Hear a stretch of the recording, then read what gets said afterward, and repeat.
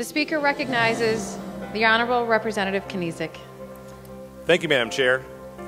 I debated for a while whether or not I even wanted to give this speech, but after I realized it'd be the only time where everyone would be listening to what I had to say, I figured I'd give it a go. The reality is I'm just moving across the hall next year, but I would be remiss if I didn't take at least a few minutes, maybe 45, to reminisce on the past 2 years and to acknowledge a few folks to whom I owe so much. Unlike many of you here in the room today, I never held elected office before I came to the Michigan House of Representatives. My journey here began in November of 2011 at the University of Michigan Dearborn. I was 25 years old, just 1 year removed from my second tour overseas, a returning college student, president of student government, a Zamboni driver at Redford Ice Arena, and a substitute teacher in Dearborn. In late November, I attended a 2-day workshop on campus titled Restorative Justice, which focused on the correction system here in our state. After the first day, I pulled aside then Representative Lesia Liss. I told her how I, as a student, thought that some of our priorities were mistaken here at the state and that she, as an elected official, should do something about it. She didn't waste 1 second before pushing back and saying, well, if you care about these issues, why don't you do something about it? Why don't you run for state representative? And so I thought about that night, and the very next day, during our tour of Ryan Correctional Facility, I met Representative Harvey Santana. Now that has afforded me the opportunity to tell folks that I met Harvey in prison. And surprisingly, nobody pushes back on that when I say it. So I walked up to Harvey, I introduced myself, and I said, talked to one of your colleagues yesterday. She encouraged me to run, and I figured if you could share some helpful hints with me, that would be great. He says, well, what's your background? I said, I just got out of the Marine Corps. He says, oh, I was a Navy man. I said, we all make mistakes. He said, but we're both military, so we need to stick together. Tomorrow morning, 8 a.m., Dunkin' Donuts on Telegraph Road. Show up, and we'll see if you got what it takes. So I showed up, and here we are. So first and foremost, I want to thank Representative Liss for planting that seed, and I want to thank Representative Santana for being such a great drill sergeant during my first foray into elected office. My first day in Lansing as a member-elect involved meeting in the Mackinac room. I was walking into the room with Representative Zemke. A couple paces ahead of us was Representative Kozowski, and before we set foot in the door, one of the sergeants stopped Bob and said, sir, this is for representatives only. And then he pointed at me and Zemke and said, your staff is not allowed in here. And so began the 2 years of trying to convince people that I actually was a state representative. 2 years of being asked who it was that I worked for. 2 years of the house sergeants putting a phone book on my desk when I wasn't looking so I could see over my desk. And 2 years of being told, you know what, David, I've got a granddaughter you should meet. I remember my first few trips to the House. I was so in awe of each and every one of you, having never held office before. I kept telling myself, David, these folks are the best. They are the brightest. You have got to be on your A game if you want to hang with these people. My, how my opinions have changed in the last 2 years. If you ever wonder how I really feel about the House of Representatives, just remember that it only took me 13 months to realize I wanted to get the heck out of here. I've put on weight. I've got less hair on my head, more hair on my face. I'm going blind, so I'm going in the wrong direction here. But of course I say that in jest because for so many of the people in this room, I know and I felt like I came to be seen as a son or a grandson to so many of you. I've learned so much. I'm a better legislator because of your guidance, your wisdom, your support, your patience, and your political acumen. I'm not close with everybody in this chamber, but I do pride myself on the fact that I know each and every one of you. And I'm proud of the fact that regardless of party lines, I came to know, to respect, to admire, and to care for so many of you. I don't want to offend anybody by leaving them out, but without a doubt, there are certain people in this room whom I interacted with more than others. And so if you'd permit me the opportunity, I'd like to recognize just a couple of them. To Teresa Abed, Winnie Brinks, and Colleen Lamonti, I loved serving with you every second on the House Education Committee. You are whip smart, you are incredibly passionate, and you're pretty darn funny too. I'm going to miss working with each and every one of you. And to Teresa and Colleen, this is the business that we're in. You guys are always going to have a special place in my heart. To Scott Dianda, my UP tour guide, I want to thank you for teaching me the art of campaigning from bar to bar to bar. And for helping me hone my folksy UP lingo. Every time I catch myself saying, hey there, guy, I think of you. To my two committee chairs, Gail Haynes and Lisa Lyons, I truly want to thank you and to express what a pleasure it was to work with you. I thank you for always treating me with respect, for affording me the opportunity to make my voice heard, and, in all seriousness, for gaveling down almost all of my amendments with such class. To Rudy Hobbs, there's no sense in saying goodbye because I think we all know that you're going to be back in some capacity. You're a good man. I appreciate your mentorship, and I hope it will continue far into the future. To my seatmate, Jeff Irwin, who's not here. Wherever you are, Jeff, I can't thank you enough for being such a great friend and a mentor to me. I don't think I'll ever know what it feels like to represent a district as liberal as yours, but from the sound of things, there's a lot of marijuana, and everyone has equal rights. So it sounds like a pretty good place. To Andrew Kandrivas, whom I share representing my hometown of Dearborn Heights with, thank you for recognizing so early on that you would never gain a footing in my hometown. It's mine. And just immediately handed the reins over to me. Thank you again for being the kind of friend who always kept me humble. When I ran for floor leader last year and lost to Representative Rutledge, MERS reported that night that it was by a vote of 25 to 23. And Rep. Kandrivas pulled me aside and shared, David, I'm sure you're thinking that this is 23 people who think you're a good guy, but don't forget, there's still 25 of us who think you really suck. To Vicki Barnett, Andy Shore, and George Duraney, I will miss our weekly floor leader meetings. Vicki, I love you, but I am still afraid of you. George.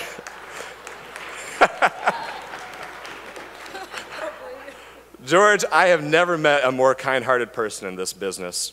Andy, thank you for letting me get your kids all hopped up on Starburst before I went home to an empty house and left you with two kids bouncing off the wall. To my two best friends in this place, Bob Kozowski and John Kivala, both of you are grandfather figures to me.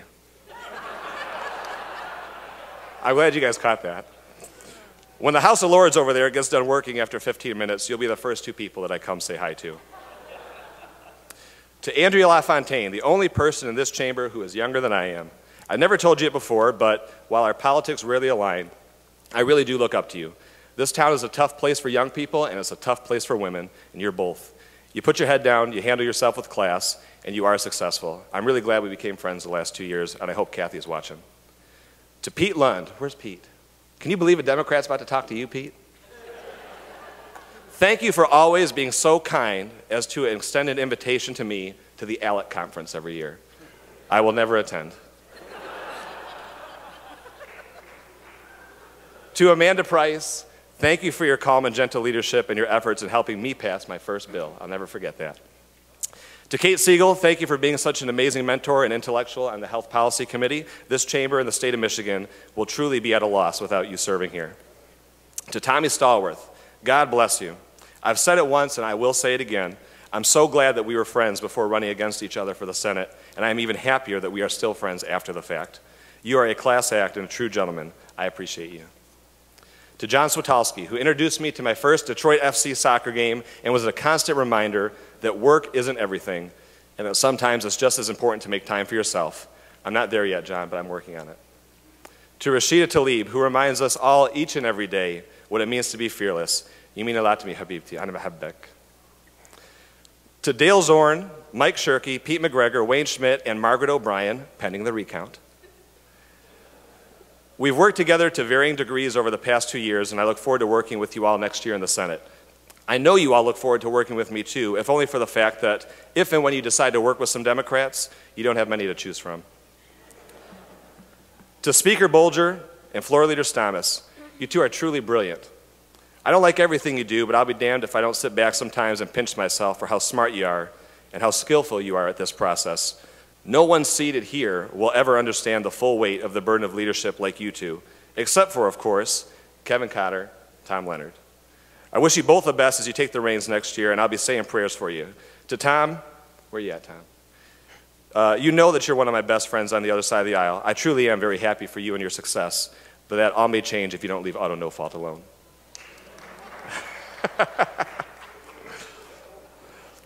And to those who I hope someday might know the full weight of the burdens of leadership, Tim Greimel, David Rutledge, and soon Sam Singh.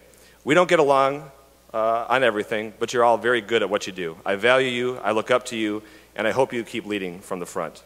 And while he's not here anymore, I'd also like to thank someone who many of you know, former Representative Richard LeBlanc. Richard and I talk every day. He can see things coming from a mile away and always knows how to handle it. He's unshakable, one of my best friends, and a very good legislator. To the House Sergeants, thank you for your steadfast leadership, and I suppose for those phone books. I know you're here to protect us, if only from ourselves, and I thank you for your service.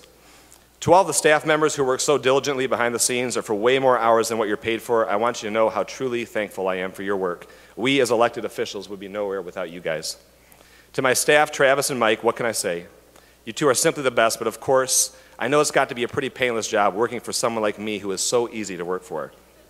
If I could pay you triple what you make now, it still wouldn't be enough to compensate you for all that you've done. And so to wrap up, I want to end on a more serious note. Not because I'm sad that I'm leaving, but because I want you guys to know how I really feel. And I think we operate a lot with the talking points and the sound bites, and we never take a deeper dive on one another. I tried to think of the words to describe how I feel when I park out back every day, and when I walk into this amazing building and I set foot into this chamber, and I sit down at seat number 86, the year that I was born. I press those two little buttons that impact the lives of 10 million people here in the state of Michigan. I kept coming up with words like blessed, thankful, honored, and privileged. But no matter how many new words I thought of, none of them seemed to do justice to how I really felt in my heart. 4 years ago, I was stepping off a 14-hour plane ride back from the Middle East, the last infantry battalion and the last scout sniper platoon to serve in Iraq as a part of Operation Iraqi Freedom. I had no idea what life had in store for me then, but I could have never, ever, ever envisioned that I'd be standing here with each and every one of you. And I thank God each and every day to have come home in one piece, because so many of my friends didn't, and because so many of us have since left since we came back. And every time I think about those guys with their families and their wives and their children, and then I look at me, just a single guy, I can't help but feel the weight of responsibility to do the right thing, knowing that I made it home and they didn't. And that's a weight that I carry on my heart, and that's a burden that I carry on my shoulders. But those are the people that I think of every day when I get up and I put my suit and my tie on. The families who will never see their sons or daughters grow up to be doctors or lawyers or teachers or state representatives. Some of the new science behind military members making a healthy and smooth transition home talks about how each and every person that comes into contact with in their lives, someone that they see all day, every day, to someone who they pass while walking down the street, every single person helps play a role in helping that veteran reassimilate to life here at home.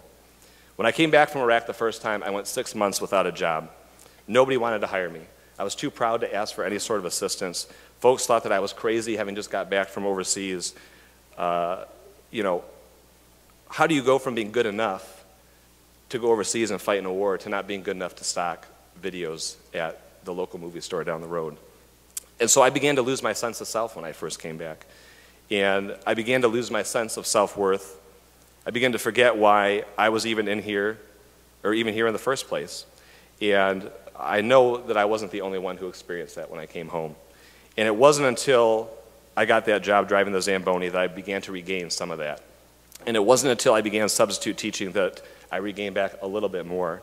And it wasn't until I came here that I had the opportunity to keep serving people back home, until I met each and every one of you, that I think that process was truly completed.